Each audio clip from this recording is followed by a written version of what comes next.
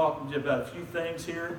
There's been dinosaurs live with man. I mean, a few hundred years ago, have you ever heard of Marco Polo? He was a traveler.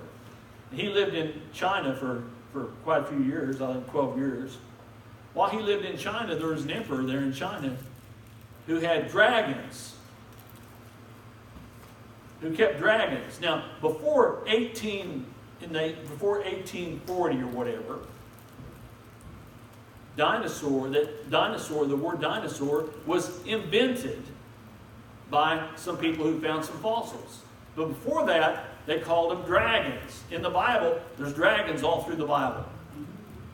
Dragons were dinosaurs. Thank you, Lord. Dragons were dinosaurs. Dinosaur means big lizard. Of course, they were bigger before the flood. But even like in the time of Job, God described a dinosaur to Job. And he said, behold, and that Hebrew word behold means look and see the behemoth.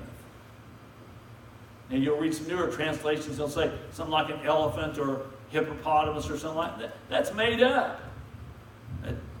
These things, it describes it was a dinosaur. I'm telling you, dinosaur, and there's maybe some still alive today. There's this thing called the Loch Ness Monster and Lake Champlain Monster. Those are probably one of those flipper dinosaurs that lived in the sea. They're probably still some alive today. There's down in New Guinea, in some deep part of Africa, and so they've got like some winged beasts, probably pterodactyls, still alive today. It's amazing. But they don't want it, science don't want anything to do with that, because it goes against their evolution theory. They do not want to seek those things out. If you find a big giant skeleton and want to give it to a museum, they will not take it. Why? Because it's against their theory. Why don't you play that video, Kathy? Okay. Thank you.